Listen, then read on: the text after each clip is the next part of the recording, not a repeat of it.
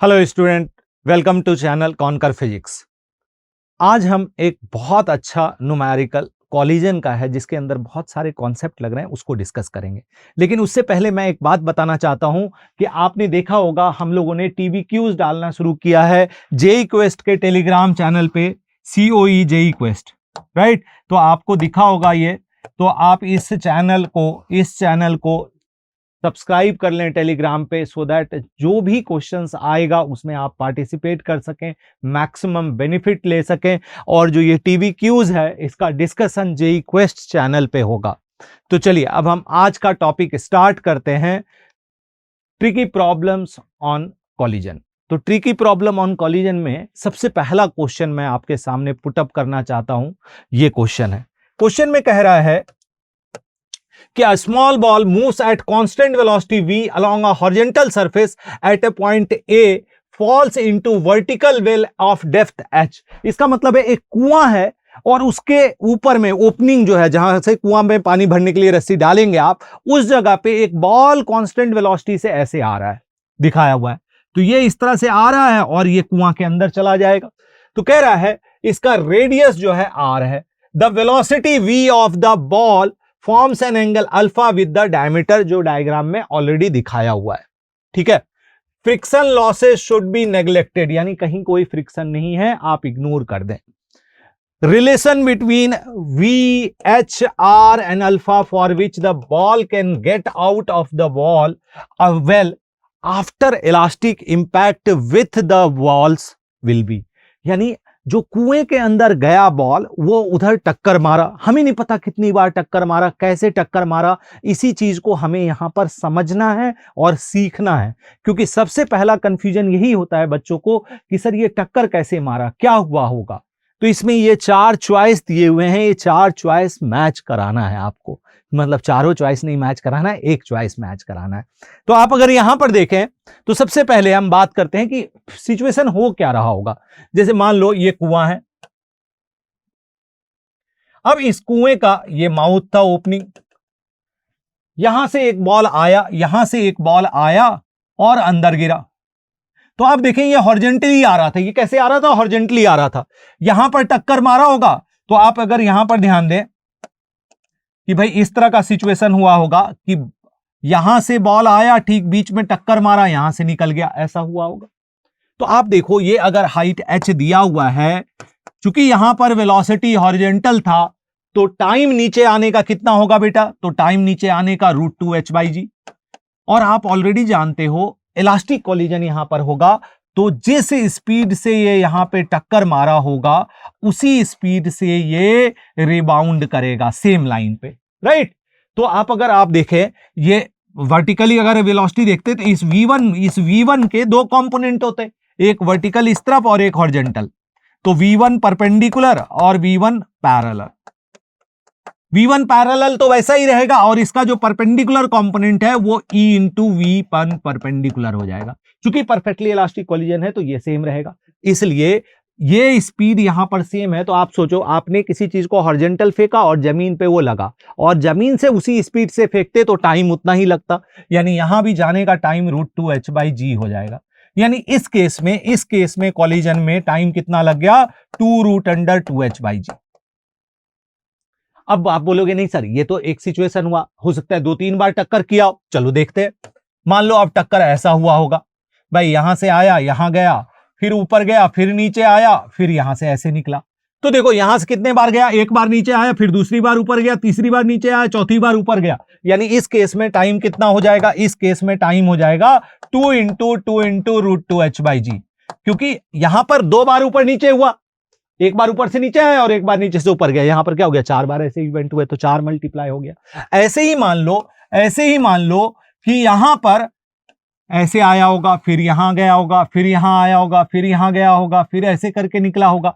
तो भाई ये 2 के फैक्टर में बढ़ता जाएगा। मान लो ये 2 बार कॉलिजन हुआ, यहां 3 बार कॉलिजन हुआ, तो ये क्या हो रहा है, 2 के फैक्टर में बढ़ता चला जाएगा। क्योंकि यहां पर एक ये आने का थोड़ा सा ये गोल बन गया, ऐसा नहीं है, ये ऐसे टक्कर मारेगा फिर ऐसे जाएगा, ये ऐसे टक्कर मारेगा ऐसे जाएगा, ठीक है। यहां पर स्पेस बन गया, सिर्फ रिप्रेजेंटेटिव डायग्राम बना रहा हूं तो आपको समझने के लिए बना रहा हूं। तो ये ऐसे टक्कर मारा होगा, इधर गया होगा, तो ये 1 ये 2, ये 3, ये 4, ये 5 और ये 6, यानी 6 हो गया। तो आप यहां पर t इक्वल टू क्या लिखोगे? t इक्वल टू लिखोगे यहां पे 3 इंटू 2√h/g। यानी एक तरह से देखें कि अगर यहां पर n कॉलिजन हुए होंगे, ये 3 कॉलिजन, 2 कॉलिजन हुआ तो 2 आया, 1 कॉलिजन हुआ तो यहां पे 1 है, और 3 कॉलिजन है तो 3 है। ऐसे अगर n कॉलिजन हुआ होगा, ऐसे अगर n कॉलिजन हुआ होगा या k कॉलिजन हुआ होगा, तो टाइम इक्वल टू क्या हो जाएगा? k into 2√2h/g। यानी टोटल टाइम बाहर निकलने का ये इतना होगा। यानी आउटसाइड आने के लिए टोटल टाइम ये होगा। लेकिन अब आप में से कई लोग सोच रहे होंगे कि सर ये तो आपने नीचे ही टकरा दिया, ऐसा भी हुआ होगा कि भाई यहां से आता वॉल में टक्कर मारता। भाई ऐसा भी हो सकता है, ये तो हमने खटखट खटखट यहां से टक्कर मरवाया, ऐसे कर दिया। लेकिन एक ऐसा हो सकता था कि ये टक्कर मारता और ये सीधा आके यहां टक्कर मारता, फिर आके यहां टक्कर मारता, फिर आके ऐसे टक्कर मारता, ऐसा भी हो सकता था। तो चलिए उस केस को भी डिस्कस करते हैं। अगर हम टॉप व्यू देखें इस केस के लिए, अगर हम इस केस के लिए टॉप व्यू देखें, तो इसमें अगर आप देखें हॉरिजॉन्टल वेलोसिटी चेंज नहीं हो रहा है। आप किसी भी समय देख लें, यहां पे हॉरिजॉन्टल वेलोसिटी चेंज नहीं हो रहा है। तो अगर इसका टॉप व्यू आप यहीं पे बनाते, लेट्स से टॉप व्यू यहीं पे बनाएं, इसका टॉप व्यू यहीं पे बनाएं, अगर हम इसका टॉप व्यू यहीं पे बनाते हैं, तो इस केस में हॉरिजॉन्टल वेलोसिटी, ध्यान रखिएगा वर्ड को, हॉरिजॉन्टल वेलोसिटी चेंज नहीं हो रहा है। वेलोसिटी का मतलब क्या है? Direction as well as magnitude. यानी आप अगर यहां पर देखें तो ये इधर से ऐसे आ रहा था, तो लेट से अगर आप इधर से ला रहे हो, तो लेट से ये डायमीटर है, आप ऐसे ला रहे थे, ठीक है, आप ऐसे ला रहे थे यहां पे अल्फा एंगल पे, डायमीटर से अल्फा एंगल पे। तो इसका मतलब है ये यहां से निकल गया होगा, और वेलोसिटी भी, हॉरिजॉन्टल वेलोसिटी वही रहेगी, हॉरिजॉन्टल वेलोसिटी बदलने की नहीं। तो ये इसी लाइन पे बदल गया। यहां सेंटर है, ये आर है तो ये भी आर हो गया बेटा। अब देखो ये अल्फा है तो इधर ये भी अल्फा होगा और ये भी अल्फा होगा। तो अब अगर आप यहां से परपेंडिकुलर डालोगे तो ये लेंथ कितना हो जाएगा? R cos alpha. ये वाला लेंथ कितना हो जाएगा? R cos alpha. यानी ये टोटल लेंथ, हॉरिजॉन्टल लेंथ कितना हो गया? ये टॉप व्यू है, ध्यान रखिएगा ये टॉप व्यू है, ऊपर से अगर देख रहे हैं तो हॉरिजॉन्टल लेंथ कितना हो गया? 2r cos alpha.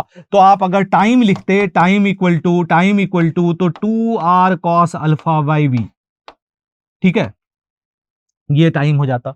यानी इस केस में इस तरह से 2r cos alpha by v हो जाता।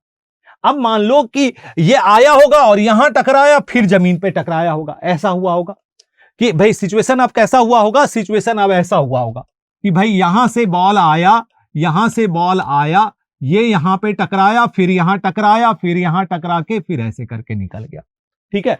अब ऐसा सिचुएशन हुआ होगा। तो इस सिचुएशन में क्या हो रहा होगा? लेट से अगर आप टॉप व्यू को देखें तो यहां से बॉल आया तो यहां पे टकराया, वॉल से टकराया, क्योंकि ये 2D डायग्राम है, ये 2D फिगर है, 2 डायमेंशन फिगर सामने से हमने प्रोजेक्ट करके दिखा दिया। तो आप देखो अगर यहां पे बॉल टकराया है तो बॉल जितने वेलोसिटी से जितने एंगल पे टकराएगा उतने ही एंगल पे रिबाउंड करेगा। इलास्टिक कोलिजन का ये प्रॉपर्टी होता है। यानी ये एंगल अल्फा तो ये एंगल अल्फा, तो यहां भी एंगल अल्फा, ये इतने पे अल्फा पे रिबाउंड कर जाएगा। हॉरिजॉन्टल प्लेन में देखिए ये हॉरिजॉन्टल प्लेन की वेलोसिटी जो है इधर v थी, तो चूंकि यहां पे परपेंडिकुलर टकराएगा तो ये वाली क्या हो जाएगी? ये v थी तो ये वाली ev हो जाएगी, वर्टिकल वाली तो वैसे ही चलेगी। यानी अगर आप नीचे आने का टाइम देखेंगे तो वो √2h/g ही होगा, और ऊपर जाने का भी टाइम देखेंगे तो वो भी √2h/g होगा। यानी यहां पर टाइम अगर इस तरह से वर्टिकल साइड से देखें तो 2√2h/g होगा। अब अगर हम हॉरिजॉन्टल साइड से देखें तो हॉरिजॉन्टल डिस्प्लेसमेंट ये वाला किया, फिर ये वाला किया, फिर इधर किया। इसका मतलब है ये दोनों हॉरिजॉन्टल डिस्प्लेसमेंट हुआ। यानी A से B गया और B से C आया। ये अगर हॉरिजॉन्टल में प्रोजेक्ट करते तो ये इस तरह से होता। यानी आप देखो ये अगर सेंटर है बेटा, तो ये वाला लेंथ भी कितना होगा? 2r cos alpha. ये वाला लेंथ कितना होगा? 2r cos alpha. यानी टाइम अगर आप देखोगे तो आप क्या लिखोगे? 2 into 2r cos alpha divided by v। तो देखो यहां पर कितनी बार कॉलिजन हुआ? यहां पर 2 बार कॉलिजन हुआ। भाई पहला बार में आप क्या किए, पहला बार तो ऐसे ही ले आए अंदर सीधा, ये वाला जो था सीधा सीधा निकलने वाला, ये जो सीधा सीधा निकलने वाला था ये था। अब अगर ऐसा सिचुएशन हुआ तो ऐसा हो गया। अब मान लो ये ऐसा होता कि 3-4 बार कोलिजन करके निकलता, तो यहां पर क्या हो जाता, यहां पर n हो जाता, यानी t equal to four n collision with wall t equal to n into 2r cos alpha इन डिवाइडेड बाई b।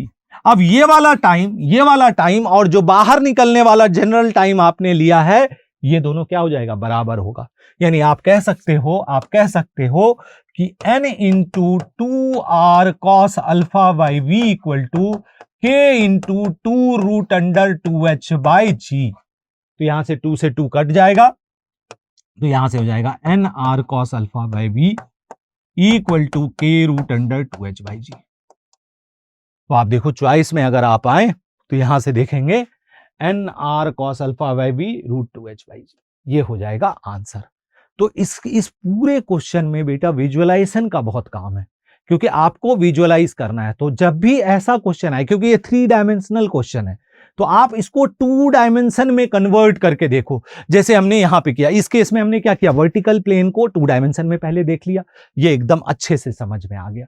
उसके बाद हमने हॉरिजॉन्टल प्लेन को टॉप व्यू से देखा, उसको भी 2 डायमेंशन में बदल लिया, तभी दिखा, क्योंकि यहां पर हॉरिजॉन्टल वेलोसिटी बदल नहीं रहा है, हॉरिजॉन्टल वेलोसिटी हर जगह उतना ही था, तो इसलिए ये सीधा ऐसे निकल जाएगा।